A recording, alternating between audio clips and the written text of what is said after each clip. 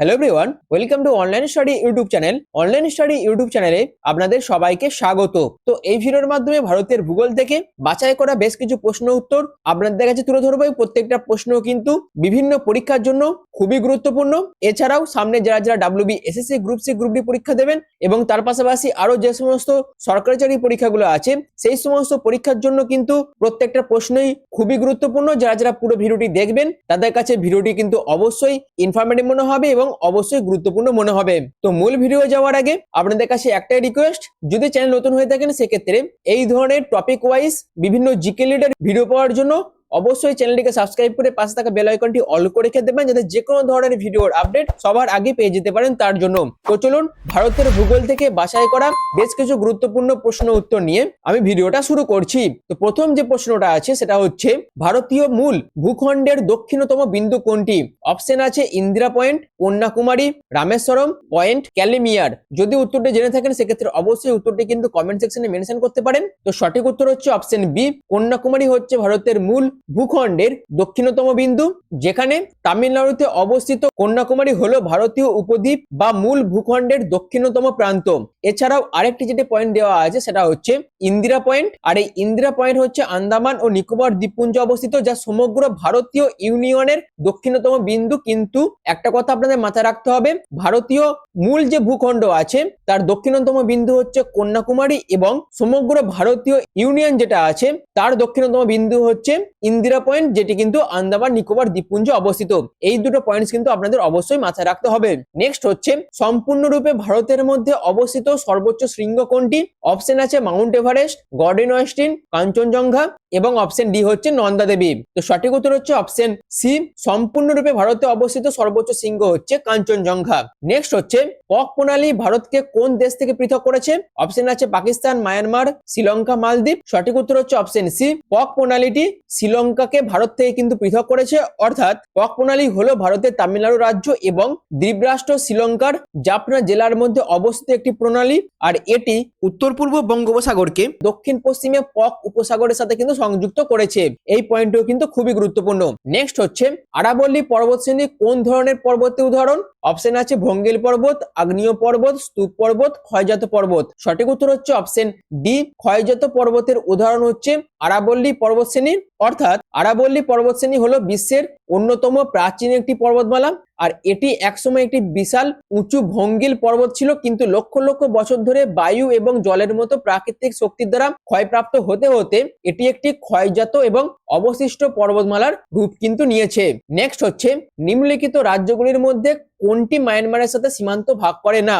অর্থাৎ এই যে অপশনগুলি দেওয়া আছে যেমন অরুণাচল প্রদেশ, নাগাল্যান্ড, আসাম, মিজোরাম, এই অপশনগুলির মধ্যে কোনটি মায়ানমারের সাথে সীমান্ত ভাগ করে না? সঠিক উত্তর হচ্ছে অপশন সি, আসাম কিন্তু এই অপশনগুলির মধ্যে সরাসরি মায়ানমারের সাথে সীমানা ভাগ করে না। অর্থাৎ ভারত মায়ানমারের সাথে যে 1643 কিলোমিটার দীর্ঘ সীমান্ত ভাগ করেছে, তার মধ্যে যে রাজ্যগুলি এই সীমান্ত ভাগ করেছে সেগুলি হচ্ছে অরুণাচল প্রদেশ, নাগাল্যান্ড, মণিপুর এবং মিজোরাম। আর আসাম ও ভুটান এবং বাংলাদেশের সাথে সীমান্ত ভাগ করেছে কিন্তু মায়ানমারের সাথে নয়। এই পয়েন্টটাও কিন্তু খুবই গুরুত্বপূর্ণ।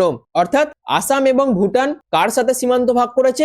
আসাম এবং ভুটান কিন্তু বাংলাদেশের সাথে সীমান্ত ভাগ করেছে, আর মায়ানমারের সাথে সীমান্ত ভাগ করেছে অরুণাচল প্রদেশ, নাগাল্যান্ড, মিজোরাম। নেক্সট হচ্ছে, কোন নদী বিহারের দুঃখ নামে পরিচিত? অপশন আছে গন্ডক, কোসি, সোন, দামোদর। খুবই ইম্পর্টেন্ট একটি প্রশ্ন। তো সঠিক উত্তর হচ্ছে অপশন বি, বিহারের দুঃখ নামে পরিচিত কোসি নদী। অর্থাৎ কোসি নদী বিহারে তার ঘন ঘন এবং বিধ্বংসী বন্যার জন্য কিন্তু খুবই কুখ্যাত, আর এটি হিমালয় থেকে প্রচুর পরিমাণে পলি বহন করে আনে এবং প্রায়শই তার গতিপথ পরিবর্তন করে, যার ফলে ব্যাপক ক্ষয়ক্ষতি কিন্তু বিহারের মধ্যে ঘটে, আর এর জন্যই একে বিহারের দুঃখ বলা হয়। আর পশ্চিমবঙ্গে অর্থাৎ বাংলার দুঃখ হচ্ছে দামোদর। এটাও আপনাদের মাথায় রাখতে হবে। নেক্সট হচ্ছে, বিশ্বের বৃহত্তম নদীদ্বীপ মাজুলি এটি কোন নদীর উপর অবস্থিত? অপশন আছে গঙ্গা, ব্রহ্মপুত্র, গোদাবরী, সিন্ধু। তো সঠিক উত্তর হচ্ছে অপশন বি, ব্রহ্মপুত্র। অর্থাৎ বিশ্বের বৃহত্তম নদীদ্বীপ মাজুলি এটি ব্রহ্মপুত্র নদীর উপর কিন্তু অবস্থিত, যেখানে মাজুলি আসাম রাজ্যের ব্রহ্মপুত্র নদীর উপর কিন্তু অবস্থিত। আর এটি কিন্তু একটি বিশাল নদীদ্বীপ এবং গ্রিনেস ওয়ার্ল্ড রেকর্ডস এটিকে বিশ্বের বৃহত্তম নদী দ্বীপ হিসেবে কিন্তু স্বীকৃতি দিয়েছে। নেক্সট হচ্ছে, নিম্নলিখিতর মধ্যে কোনটি একটি পশ্চিম বাহিনী নদী? অপশন আছে মহানদী, কৃষ্ণা, নর্মদা, কাবেরী। সঠিক উত্তর হচ্ছে অপশন সি, নর্মদা হচ্ছে একটি পশ্চিম বাহিনী নদী, যেখানে নর্মদা তাপ্তি নদী উপদ্বীপীয় ভারতের প্রধান নদীগুলির মধ্যে একটি, যা পশ্চিম দিকে প্রবাহিত হয়ে আরব সাগরে পতিত হয়েছে। আর এটি অমরকন্টক মালভূমি থেকে কিন্তু উৎপন্ন হয়ে বিন্ধ্য ও সাতপুরা পর্বতমালা এবং গ্রস্ত উপত্যকার মধ্য দিয়ে কিন্তু প্রবাহিত হয়েছে। নেক্সট হচ্ছে কোন স্থানে অলকানন্দা ও ভাগীরথী নদীর সঙ্গমে গঙ্গা নদীর সৃষ্টি হয়েছে? অপশন আছে হরিদ্বার, ঋষিকেশ, রুদ্রপ্রয়াগ, দেবপ্রয়াগ। সঠিক উত্তর হচ্ছে অপশন ডি, দেবপ্রয়াগ স্থানে অলকানন্দী ভাগীরথী নদীর সাথে মিশে গঙ্গা নদীর কিন্তু সৃষ্টি করেছে, যেখানে উত্তরাখণ্ড রাজ্যের অলকানন্দা এবং ভাগীরথী নদী দেবপ্রয়াগে কিন্তু মিলিত হয়েছে। আর এই সঙ্গম স্থল থেকে কিন্তু সম্মিলিত নদী প্রবাহটি গঙ্গা নামে পরিচিত হয়েছে। নেক্সট হচ্ছে ভারতের বৃহত্তম মিষ্টি জোড়া হ্রদ কোনটি? অপশন আছে ডাল হ্রদ, চিল্কা, উলার হ্রদ, সম্বর হ্রদ। সঠিক উত্তর হচ্ছে অপশন সি, ভারতের বৃহত্তম মিষ্টি জোড়ার হ্রদ হচ্ছে উলার হ্রদ, যেখানে জম্মু ও কাশ্মীরের বান্ডিপোরা জেলায় অবস্থিত কিন্তু এই উলার হ্রদ, যেটি ভারতের বৃহত্তম মিষ্টি জলের হ্রদ। আর এই উলার হ্রদের জলের প্রধান উৎসই হচ্ছে ঝিলম নদী, এবং কাশ্মীর উপত্যকার জলবিন্যাসও কিন্তু একটি গুরুত্বপূর্ণ ভূমিকা পালন করে থাকে এই উলার হ্রদের জলের উৎসের পিছনে। নেক্সট হচ্ছে ভারতের কোন স্থানে বার্ষিক গড় বৃষ্টিপাত সর্বাধিক হয়? অপশন আছে চেরাপুঞ্জি, মৌসিনরাম আর মহাবালেশ্বর। সঠিক উত্তর হচ্ছে অপশন বি, ভারতের মৌসিনরামে বার্ষিক গড় বৃষ্টিপাত সর্বাধিক হয়, যেখানে মেঘালয়ের পূর্ব খাসি পার্বত্য জেলায় অবস্থিত এই মৌসিনরাম, যেখানে সর্বাধিক বার্ষিক গড় বৃষ্টিপাতের জন্য গিনেস ওয়ার্ল্ড রেকর্ডসে কিন্তু স্থান পেয়েছে। আর এটি খাসি পাহাড়ের প্রতিবাদ ঢালে অবস্থানের কারণে কিন্তু এত বিপুল পরিমাণে এখানে বৃষ্টিপাত হয়। নেক্সট হচ্ছে ভারতের উত্তর পশ্চিমাঞ্চলে শীতকালীন বৃষ্টিপাতের কারণ কি? অপশন আছে প্রত্যাবর্তী মৌসুমী বায়ু, পশ্চিমী ঝঞ্ঝা, কালবৈশাখী, আম্রবৃষ্টি। সঠিক উত্তর হচ্ছে অপশন বি, পশ্চিমী ঝঞ্ঝার কারণে উত্তর পশ্চিমাঞ্চলে শীতকালে বৃষ্টিপাত ঘটে, যেখানে পশ্চিমী ঝঞ্ঝা হলো ভূমধ্যসাগরীয় অঞ্চলে উৎপন্ন হওয়া এক প্রকার ক্রান্তীয় ঘূর্ণিঝড়, যা ভারতীয় উপমহাদেশের উত্তর পশ্চিম অংশে হঠাৎ শীতকালীন বৃষ্টি নিয়ে আসে। আর এই বৃষ্টিপাতটি কিন্তু গমের মতো রবি শস্যের জন্য খুবই গুরুত্বপূর্ণ ভূমিকা কিন্তু পালন করে থাকে। নেক্সট হচ্ছে সুন্দরবন কোন ধরনের অরণ্যের জন্য বিখ্যাত? অপশন আছে ক্রান্তীয় চিরহরিত অরণ্য, ক্রান্তীয় পর্ণমোচী অরণ্য, ম্যানগ্রোভ অরণ্য, পার্বত্য অরণ্য। সঠিক উত্তর হচ্ছে অপশন সি, সুন্দরবন হচ্ছে ম্যানগ্রোভ ধরনের অরণ্য, যেখানে গঙ্গা, ব্রহ্মপুত্র এবং মেঘনা নদীর বদ্বীপে এই সুন্দরবন কিন্তু অবস্থিত। আর এটি হলো বিশ্বের বৃহত্তম জোয়ার ভাটা প্রভাবিত লবণায়ু ম্যানগ্রোভ অরণ্য। আর এটি কিন্তু সুন্দরী গাছের জন্য খুবই বিখ্যাত। আর এই সুন্দরী গাছের নাম অনুসারেই কিন্তু এর নামকরণ হয়েছে সুন্দরবন। নেক্সট হচ্ছে গ্রীষ্মকালে ভারতের উত্তর সমভূমিতে প্রবাহিত উষ্ণ, শুষ্ক এবং পীড়াদায়ক বায়ুর স্থানীয় নাম কি? অপশন আছে কালবৈশাখী, লু, আয়ন বায়ু, আমবৃষ্টি। সঠিক উত্তর হচ্ছে অপশন বি, লু। অর্থাৎ লু হলো পশ্চিম দিক থেকে আসা একটি শক্তিশালী দমকা উষ্ণ এবং শুষ্ক গ্রীষ্মকালীন বায়ু, যা উত্তর ভারত এবং পাকিস্তানের পশ্চিম সিন্ধু গাঙ্গীয় সমভূমি অঞ্চলের উপর দিয়ে কিন্তু প্রবাহিত হয়। আর এটি বিশেষ করে মে এবং জুন মাসে প্রবল থাকে। এই পয়েন্টটাও কিন্তু আপনাদের মনে রাখতে হবে, অর্থাৎ লু থেকে এই পয়েন্টটাও কিন্তু আপনাদের মাথায় রাখতে হবে।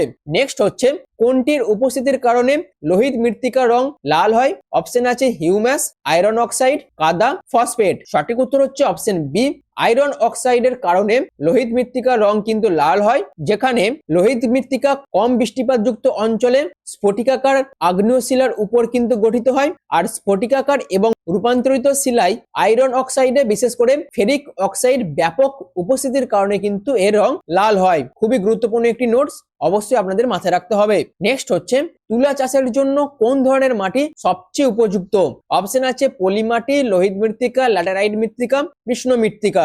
সঠিক উত্তর হচ্ছে অপশন ডি, তুলা চাষের জন্য কিন্তু কৃষ্ণ মৃত্তিকা সব থেকে বেশি উপযুক্ত, যেখানে কৃষ্ণ মৃত্তিকা, যা রেগুর নামেও কিন্তু পরিচিত, অর্থাৎ কৃষ্ণ মৃত্তিকার আরেকটি নাম হচ্ছে রেগুর মাটি, যেটি তুলা চাষের জন্য আদর্শ মাটি হিসেবে কিন্তু পরিচিত। আর এই মাটিতে চুন, লোহা, ম্যাগনেসিয়াম এবং অ্যালুমিনিয়াম খুবই বেশি পরিমাণে থাকে। এছাড়াও এই মাটি উচ্চ জল ধারণ ক্ষমতাও কিন্তু অনেক বেশি। নেক্সট হচ্ছে ভারতে সবুজ বিপ্লব প্রাথমিকভাবে কোনটির উপাদানের উল্লেখযোগ্য বৃদ্ধির সাথে যুক্ত ছিল? অপশন আছে ডাল, তৈলবীজ, গম, আখ। সঠিক উত্তর হচ্ছে অপশন সি, ভারতের সবুজ বিপ্লব প্রাথমিকভাবে গম উৎপাদনে উল্লেখযোগ্য বৃদ্ধির সাথে কিন্তু যুক্ত ছিল, যেখানে 1960 দশকের শেষের দিকে কিন্তু এই সবুজ বিপ্লব শুরু হয়েছিল। আর এই সবুজ বিপ্লবের ফলে খাদ্যশস্যের বিশেষ করে গমের উৎপাদনের ব্যাপক বৃদ্ধি কিন্তু ঘটেছিল এবং উচ্চ ফলনশীল HYV বীজ কিন্তু ব্যবহার করা হয়েছিল এবং তার পাশাপাশি সার এবং সেচের ব্যবহারের মাধ্যমে কিন্তু এটি ঘটানো সম্ভব হয়েছিল। নেক্সট হচ্ছে কোলার স্বর্ণক্ষেত্র ভারতের কোন রাজ্যে অবস্থিত? অপশন আছে অন্ধ্রপ্রদেশ, কর্ণাটক, তামিলনাড়ু, কেরালা। সঠিক উত্তর হচ্ছে অপশন বি, কর্ণাটকে কোলার স্বর্ণক্ষেত্রটি কিন্তু অবস্থিত। অর্থাৎ কোলার স্বর্ণক্ষেত্র, যেটি KGF নামেও কিন্তু পরিচিত এবং এই KGF কে কেন্দ্র করে কিন্তু সিনেমাও তৈরি করা হয়েছে। আর এই KGF কর্ণাটকের কোলার জেলায় কিন্তু অবস্থিত, কিন্তু বর্তমানে এর কার্যক্রম বন্ধ রয়েছে। কিন্তু এর কার্যক্রম বন্ধ হওয়ার আগে এটি ভারতের অন্যতম প্রধান স্বর্ণখনি কিন্তু ছিল। নেক্সট হচ্ছে ভারতের কোন রাজ্য বক্সাইট উৎপাদনে প্রথম? অপশন আছে গুজরাট, ঝাড়খণ্ড, ওড়িশা, মহারাষ্ট্র। সঠিক উত্তর হচ্ছে অপশন সি, ওড়িশা। অর্থাৎ ওড়িশা কিন্তু বক্সাইট উৎপাদনের দিক থেকে প্রথম, যেখানে ওড়িশা ভারতের বৃহত্তম বক্সাইট উৎপাদক রাজ্য, যা দেশের মোট উৎপাদনের অর্ধেকেরও বেশি কিন্তু যোগান দিয়ে থাকে। আর বক্সাইট হচ্ছে অ্যালুমিনিয়ামের প্রধান আকরিক। পরবর্তী প্রশ্ন হচ্ছে ভারতের প্রথম তেল শোধনাগার কোথায় স্থাপিত হয়েছিল? অপশন আছে ডিগবয়, মুম্বাই, বরোদা, ব্যাঙ্গালোর। সঠিক উত্তর হচ্ছে অপশন সি, ভারতের প্রথম তেল শোধনাগার কিন্তু বরোদাতে স্থাপিত হয়েছিল। অর্থাৎ প্রাচীনতম সক্রিয় শোধনাগার হিসাবে এবং বিশ্বের অন্যতম প্রাচীন শোধনাগার হচ্ছে এই বরোদা, এবং এর পাশাপাশি এশিয়ার প্রথম তেলকূপটিও কিন্তু এই অঞ্চলেই খনন করা হয়েছিল। নেক্সট হচ্ছে কোন শহর তার বস্ত্র শিল্পের জন্য ভারতের ম্যানচেস্টার নামে পরিচিত? অপশন আছে মুম্বাই, কোয়েম্বাটুর, আহমেদাবাদ, কানপুর। সঠিক উত্তর হচ্ছে অপশন সি, আহমেদাবাদ শহরটি তার বস্ত্র শিল্পের জন্য ভারতের ম্যানচেস্টার নামে পরিচিত, যেখানে গুজরাটের আহমেদাবাদ শহর তার সমৃদ্ধ বস্ত্র শিল্পের জন্য ঐতিহাসিকভাবে ভারতের ম্যানচেস্টার নামে পরিচিত। এছাড়াও যুক্তরাজ্যের যে ম্যানচেস্টার শহরটি আছে সেটিও কিন্তু শিল্প বিপ্লবের সময় বস্ত্র শিল্পের অন্যতম প্রধান কেন্দ্র ছিল। এই দুটো পয়েন্টসই কিন্তু খুবই গুরুত্বপূর্ণ। নেক্সট হচ্ছে 2011 সালের জনগণনা অনুসারে কোন রাজ্যের জনঘনত্ব সর্বাধিক? অপশন আছে পশ্চিমবঙ্গ, কেরালা, উত্তরপ্রদেশ, বিহার। সঠিক উত্তর হচ্ছে অপশন ডি, বিহার রাজ্যের জনঘনত্ব কিন্তু সর্বাধিক 2011 সালের জনগণনা অনুসারে, যেখানে 2011 সালের জনগণনা অনুসারে ভারতীয় রাজ্যগুলির মধ্যে বিহারের জনঘনত্ব কিন্তু সর্বাধিক, যেখানে এই বিহারের মধ্যে প্রতি বর্গ কিলোমিটারে 1106 জন কিন্তু বাস করে। আর 2011 সালের জনগণনা রিপোর্ট অনুযায়ী বিহার কিন্তু পশ্চিমবঙ্গকেও ছাড়িয়ে গেছে, যেখানে পশ্চিমবঙ্গ কিন্তু 2001 সালের জনগণনা অনুযায়ী সর্বোচ্চ ঘনত্বের অধিকারী ছিল। এই দুটো পয়েন্টস আপনাদের মাথায় রাখতে হবে, এখান থেকেও কিন্তু বিভিন্ন প্রশ্ন হতে পারে। নেক্সট হচ্ছে কর্কট ক্রান্তি রেখা অর্থাৎ উত্তর অক্ষাংশ ভারতের কয়টি রাজ্যের উপর দিয়ে গেছে? অপশন আছে 6, 7, 8, 9। সঠিক উত্তর হচ্ছে অপশন সি, কর্কট ক্রান্তি রেখা ভারতের মোট 8টি রাজ্যের উপর দিয়ে কিন্তু গেছে। অর্থাৎ কর্কট ক্রান্তি রেখা ভারতের 8টি রাজ্যের উপর দিয়ে গেছে, যেখানে গুজরাট, রাজস্থান, মধ্যপ্রদেশ, ছত্তিশগড়, ঝাড়খণ্ড, পশ্চিমবঙ্গ, ত্রিপুরা এবং মিজোরাম, এই 8টা রাজ্যের উপর দিয়ে কিন্তু কর্কট ক্রান্তি রেখা গিয়েছে।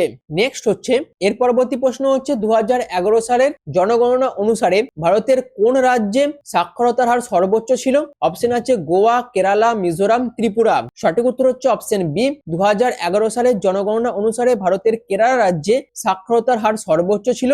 অর্থাৎ কেরালা ধারাবাহিকভাবে ভারতের সর্বোচ্চ সাক্ষরতা হার যুক্ত রাজ্য, যেখানে 2011 সালের জনগণনা অনুসারে এর সাক্ষরতার হার ছিল 94%, যা জাতীয় গড়ের তুলনায় উল্লেখযোগ্যভাবে অনেকটাই কিন্তু বেশি। নেক্সট হচ্ছে ডানকান প্যাসেজ কোন দুটি স্থানের মধ্যে অবস্থিত?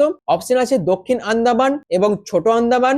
অপশন বি হচ্ছে ছোট আন্দামান এবং কার নিকোবর। অপশন সি হচ্ছে উত্তর আন্দামান এবং মধ্য আন্দামান, এবং অপশন ডি হচ্ছে মিনিকয় এবং মালদ্বীপ। সঠিক উত্তর হচ্ছে অপশন এ, দক্ষিণ আন্দামান এবং ছোট আন্দামানের মধ্যে কিন্তু ডানকান প্যাসেজটি অবস্থিত। অর্থাৎ ডানকান প্যাসেজ ভারত মহাসাগরের একটি প্রণালী, আর এটি উত্তর র্যাটল্যান্ড দ্বীপকে, যেটি বৃহত্তর আন্দামানের অংশ, এবং দক্ষিণে ছোট আন্দামানকে কিন্তু পৃথক করেছে। নেক্সট হচ্ছে বিখ্যাত ভ্যালি অফ ফ্লাওয়ার্স জাতীয় উদ্যানটি কোন রাজ্যে অবস্থিত? অপশন আছে জম্মু কাশ্মীর, হিমাচল প্রদেশ, উত্তরাখণ্ড, সিকিম। সঠিক উত্তর হচ্ছে অপশন সি, উত্তরাখণ্ডে ভ্যালি অফ ফ্লাওয়ার্স জাতীয় উদ্যানটি অবস্থিত। অর্থাৎ ভ্যালি অফ ফ্লাওয়ার্স হলো উত্তরাখণ্ডের উত্তর চামেলি এবং পিথোরাগড় জেলায় অবস্থিত। এটি একটি প্রাণবন্ত মনোরম জাতীয় উদ্যান, এবং এটি স্থানীয় আলপাইন ফুলের তৃণভূমি এবং বিভিন্ন ধরনের উদ্ভিদের জন্য কিন্তু খুবই পরিচিত। নেক্সট হচ্ছে নিম্নলিখিত মধ্যে কোনটি ভারতের উচ্চ উপকূলের একটি সমুদ্র বন্দর নয়? সঠিক উত্তর হচ্ছে অপশন সি, পারাদ্বীপ কিন্তু ভারতের পশ্চিম উপকূলের একটি সমুদ্র বন্দর নয়। অর্থাৎ পারাদ্বীপ বন্দর হলো উড়িষ্যা রাজ্যের ভারতের পূর্ব উপকূলে অবস্থিত একটি প্রধান সমুদ্র বন্দর। এছাড়াও এই যে কান্ডালা যেটি গুজরাটে অবস্থিত, মারমাগাঁও যেটি গোয়াতে অবস্থিত এবং কোচি যেটি কেরালাতে অবস্থিত, এগুলি সবই কিন্তু পশ্চিম উপকূলের প্রধান সমুদ্র বন্দর। নেক্সট হচ্ছে জজিলা পাস কোন দুটি স্থানকে সংযুক্ত করেছে? অপশন আছে শ্রীনগর এবং লে, কালিম্পং এবং লাসা, চাম্বা এবং স্পিতি, অরুণাচল প্রদেশ এবং তিব্বত। সঠিক উত্তর হচ্ছে অপশন এ, জজিলা পাস কিন্তু শ্রীনগর এবং লে দুটি স্থানকে সংযুক্ত করেছে।